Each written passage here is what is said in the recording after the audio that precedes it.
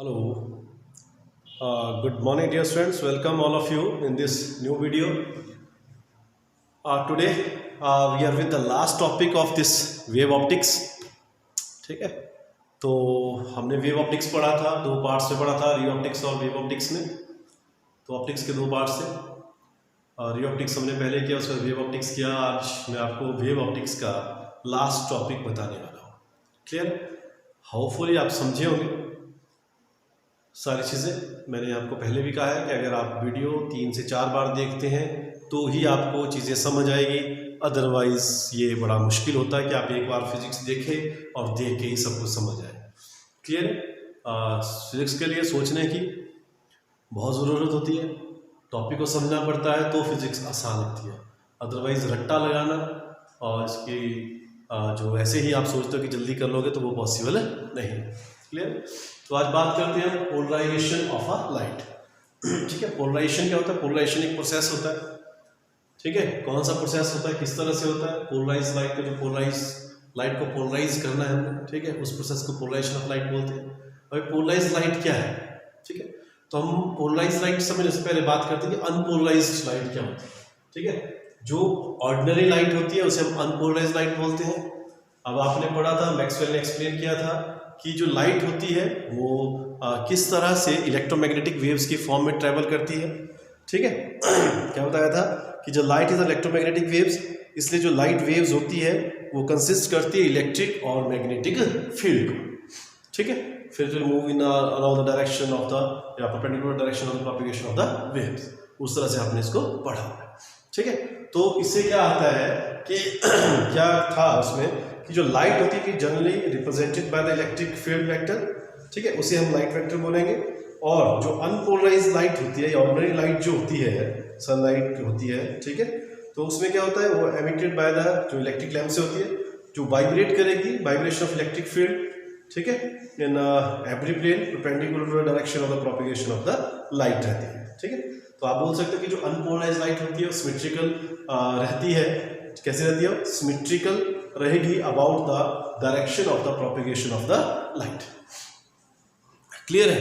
तो जब वो वाइब्रेशंस को, ये पोलराइजेशन का था, जब हम अनपोलराइज लाइट का बात कर रहा था मैं, ठीक है, जब हम उस वाइब्रेशंस को, जो इलेक्ट्रिक फील्ड की जो वाइब्रेशन है, उसको रिस्ट्रिक्ट कर दें, उसको हम रिस्ट्रिक्ट कर दें किसी पर्टिकुलर रीजन में, अलाउ द डायरेक्शन या perpendicular direction of propagation of the wave, उसको हम पोलराइज्ड लाइट बोलते हैं।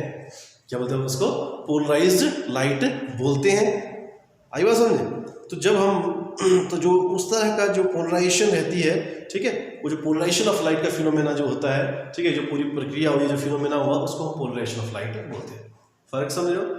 एक में आपने सिंपली बोला हमने वाइब्रेशन होती है, ठीक है, वही, ठीक है, along the direction perpendicular to the direction of propagation of wave. फिर उसके बाद, ठीक है, जब हम उसको पर्टिकुलर रीजन में रिस्ट्रिक्ट कर दें, ठीक है, क्या कर दें, हम उसको पर्टिकुलर रीजन में क्या कर दें, रिस्ट्रिक्ट कर दें। ठीक है, क्लियर है? बात समझे? एक बार फिर से ध्यान से सुने। क्या ये द फिनोमेना ऑफ रिस्ट्रिक्शन, ठीक है, या phenomena of restricting of the phenomena of the restricting the vibrations of the light vector, ठीक है, in a particular direction in a plane perpendicular to the direction of the propagation of the light, direction of the propagation of the light, it is called polarization of light. ठीक है, फिर इसके बहुत फायदे होते हैं। ठीक है, यूजेस की बात करते हैं हम इसकी। यूजेस में क्या होता है इसका, किस तरह से यूज करते हैं, कहाँ यूज करते हैं, इसके बहुत सारे यूज रहते हैं। ठीक है, हमारे डेली लाइफ में जो सबसे मोस्ट इंपॉर्टेंट यूज होता है, आपने पढ़ा कि सनग्लासेस में हम इसका यूज करते हैं। ठीक है, जो एरोप्लेन की विंडो पैनल्स लगे होते हैं वहाँ पे हम इसका यूज करते हैं। ठीक है, 3 डायमेंशन मूवीज में हम इसका यूज करते हैं। जो आजकल एलईडी वगैरह आ रहे हैं उस पर हम इसका यूज करते हैं। ठीक है, तो इस तरह से एलईडी, कैलकुलेटर्स, जो चीज़ें होती है, इलेक्ट्रॉनिक अप्लायंसेस है बहुत सारे, वहाँ पे हम इसका यूज करते हैं। ठीक है, तो इस तरह से इसके बहुत सारे यूज हैं। ठीक है, अब मैं आपको बताता हूँ कि बोर्ड के एग्जाम में किस तरह से क्वेश्चन पूछा जाता है। ठीक है, आपसे सिंपल पेपर में पूछा था कि what is polarization of light. ठीक है, डेफिनेशन लिखनी and what are its uses. कई बार आता है व्हाट आर द पोलराइड्स। ठीक है, तो एक तरह के क्रिस्टल शेप में रहते हैं, जो आप जब इसको देखोगे क्रिस्टल होते हैं। ठीक है, अलग अलग तरह से इसको प्रिपेयर करते हैं, इसको अलग अलग फॉर्म इसकी रहती है। ठीक है, तो हम इसको अलग अलग तरह से बना सकते हैं। एक टाइप में इसमें क्या करते हैं कि अपने इसको लार्ज स्ट्रेस और स्ट्रेन में से क्रॉस होके, ठीक है, जो क्रिस्टल्स रहते हैं वो प्रिपेयर होते हैं, ठीक है, फिर इसको मिग्रेट करते हैं आयोडीन फॉर्म में, ठीक है, या हीटअप होता है। तो इस तरह से इसको अलग अलग फॉर्म में इसको इसके टाइप्स बन जाते हैं, ठीक है, और ये तैयार होता है, ठीक है। काम क्या रहता है, जैसे मैंने बोला लाइट को ये रिस्ट्रिक्ट करेगा, तो पोलराइड्स होते हैं। आई बात समझ में, ठीक है, क्रिस्टल हुए एक तरह के, ठीक है, और जो जिसमें पोलराइजेशन पॉसिबल आप इतना से लिख सकते हो, तो उसको क्या बोलते हैं, उसका पोलराइड्स। और पोलराइड के यूज बता दिया मैंने, सनग्लास में यूज होता है, ठीक है। इस तरह से जो चीज़ मैंने आपको पहले बताई उसका यूज आप कर सकते हो, तो एग्जाम में इसका इतना ही पूछा जाता है।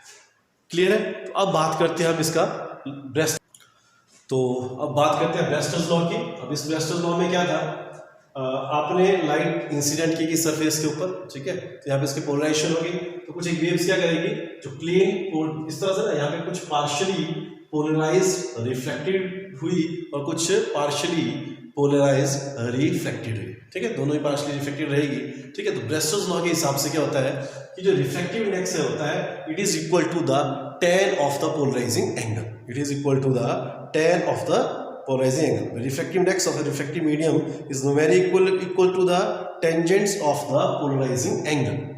Tangent to the polarizing angle. Clear है? तो ये क्या है, पोलराइजेशन कब हुई, जब एंगल ऑफ इंसिडेंट क्या हुआ, एंगल ऑफ इंसिडेंट ही पोलराइजिंग एंगल हुआ, ठीक है। लॉ ऑफ रिफ्लेक्शन के हिसाब से क्या होता है, आई और ये सेम हुआ, अगर ये पोलराइजिंग एंगल तो ये भी क्या हुआ, पोलराइजिंग एंगल। क्लियर है। तो अब क्या करते हैं इसको, आगे मैं बताता हूं आपको, ठीक है, आगे व्यू। लेकिन स्नेल्स लॉ के हिसाब से आपको पता है refractive index it is equal to angle of incident it is equal to the angle of refraction, angle of incident to the angle of refraction, ठीक है। अब रिफ्रैक्टिव इंडेक्स ये है, अब यहाँ पे ये आया, हम इन दोनों इक्वेशन को क्या करेंगे आपस में equate, so sine p upon sine r is equal to tan p, ठीक है। तो आप क्या कर सकते हो, sine p upon sine r is equal to कितना होता है, कॉस और साइन की फॉर्म में इसको कन्वर्ट करते हैं, तो साइन p से साइन p क्या हो गया, कैंसिल, फिर आ गया 1 upon sine r is equal to 1 upon cos p। अब इसका इनवर्स ले लो, so sine r is equal to cos p, ठीक है। Sine r is equal to cos को कैसे लिखते हो आप, साइन 90 माइनस p, क्या लिखते हो, साइन 90 माइनस p, करोगे चेंज क्या आएगा, कॉस, ठीक है। तो कितना बन गया, साइन से sine cancel, so r is equal to 90 minus p, so r plus p is equal to 90, r plus p is equal to 90। Clear है। अब अगर आप ऐसे करना चाहें तो आप देखें यहाँ पे जो एंगल हुआ, टोटल एंगल कितना होता है 180, तो angle this angle plus this angle plus this angle is equal to 180, ठीक है। तो ये और ये क्या हो गया 90 डिग्री, तो ये वाला जो एंगल था, जो पार्शियली रिफ्लेक्शन और रिफ्लेक्शन हुई, इनके बीच में कितने का एंगल आया, 90 डिग्री का, कितने एंगल आया 90 डिग्री, ठीक है। This is a Brewster's law. Clear है। Now the last topic is Malus law, ठीक है। मोल्स लॉ में क्या होता है कि यहाँ पे जो एनालाइजर और पोलराइजर होता है, और एनालाइजर और पोलराइजर के बीच में जो एंगल, जो ठीक है, तो इनकी टोटल इंटेंसिटी होगी, इस इंटेंसिटी और पोलराइजर के बीच में जो एंगल हो गया, ये हमने एंगल थीटा, ठीक है। जब डिफाइन करेंगे तो किस तरह से डिफाइन करेंगे, क्या डेफिनेशन लिखनी है आपने इसकी, कि जो इंटेंसिटी ऑफ पोलराइजिंग लाइट जो होती है which is transmitted through the analyser varies as the intensity is in, ठीक है, is directly proportional to the square of the cos of angle between analyser and the plane of polariser, analyser and the plane of polariser, ठीक है। Polariser analyser है, इसके बीच में, और उसका amplitude कितना हुआ E, फिर हमने इस E को कंपोनेंट में रिजॉल्व कर दिया, क्योंकि इसके बीच में एंगल है ना, तो दो कंपोनेंट में इसको रिजॉल्व कर दिया, E cos ऑफ थीटा और E sin ऑफ थीटा, ठीक है। और according to the definition that intensity, ठीक है, it is directly proportional to the square of the amplitude of E, ठीक है, इसका square. So it is equal to कौन सा कंपोनेंट लेंगे, ये जो पोलराइजर के क्रॉस है, जो मैक्सिमम करेगा, that is E cos theta का स्क्वायर। कितना बन गया, E cos थीटा का स्क्वायर, ठीक है। अब ये किसके बराबर आ गया, ठीक है, I, आप इसे cos से प्रोपोर्शनल के ले लो, P ले लो, so it becomes E square cos square theta. अब ये भी कांस्टेंट है, ये भी क्या हो गया, इसका कांस्टेंट आ गया, ठीक है। E स्क्वायर क्या होगा इसका, E मैक्सिमम, या जो इंटेंसिटी अगर आप लोगे तो ये क्या बन गया इसका, K आई नॉट, ठीक है, cos square theta, cos theta क्या, so I is directly proportional to cos square theta. This is the proof of Malus law, ठीक है। तो ये था सारा आपका वेव ऑप्टिक्स के बारे में, ठीक है। अब मैं चाहूंगा कि जो आपको अभी फेस्टिवल की ब्रेक्स है, ठीक है, 2-3 दिन फेस्टिवल भी एंजॉय करें, साथ में इस वेव ऑप्टिक्स को रिवाइज करें। जब आपका एक कंप्लीट रिवीजन हो जाएगा इस ऑप्टिक्स का, तो मैं नया यूनिट का वीडियोस आपको दूंगा। तब तक के लिए good bye and have a nice time.